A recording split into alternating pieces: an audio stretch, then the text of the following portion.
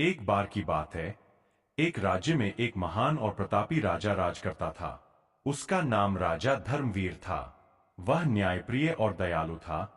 लेकिन एक बार उसके मन में एक सवाल उठा। उसने सोचा, मैं इतना बड़ा राज्य चलाता हूं, लेकिन क्या मैं वास्तव में धर्म और न्याय के मार्ग पर चल रहा हूं? क्या मैं ईश्वर को प्रसन्न कर पा रहा हूं? इस सवाल ने राजा को बहुत परेशान कर दिया। वह एक दिन अपने महल के बगीचे में टहल रहा था कि उसने एक साधु को देखा। साधु बहुत ही शांत और तेजस्वी लग रहे थे। राजा ने साधु के पास जाकर प्रणाम किया और अपनी चिंता उनके सामने रखी। साधु ने राजा की बात सुनी और मुस्कुराए।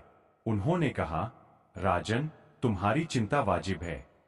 ईश्वर को प्रसन्न करने के लिए तुम्हें अपने कर्तव्यों का पालन करना चाहिए और प्रजा की सेवा करनी चाहिए।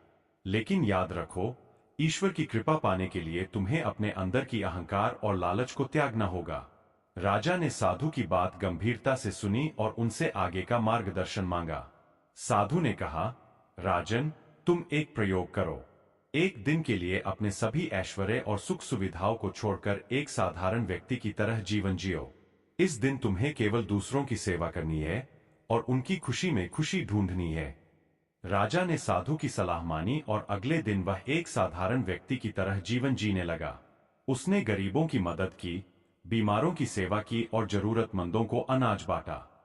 उस दिन के अंत में राजा ने महसूस किया कि उसे एक अद्भुत शांति और संतुष्टि का अनुभव हुआ है। राजा ने साधु के पास जाकर अपने अनुभव साझा किए। साधु ने कहा, राजन, यही तो ईश्वर की कृपा है। जब तुम दूसरों की सेवा करते हो और उनकी खुशी में खुशी ढूंढते हो, तो तुम्हारा हृदय शुद्ध हो जाता है। ईश्वर उन्हीं के हृदय में बसता है जो निस्वार्थ भाव से दूसरों की सेवा करते हैं।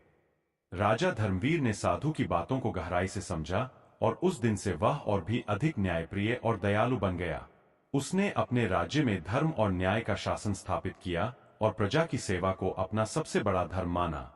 यह कहानी हमें सिखाती है कि ईश्वर की कृपा पाने के लिए हमें निस्वार्थ भाव से दूसरों की सेवा करनी चाहिए और अपने अंदर की अहंकार और लालच को त्यागना चाहिए। सच्ची खुशी और शांति दूसरों की सेवा में ही निहित है।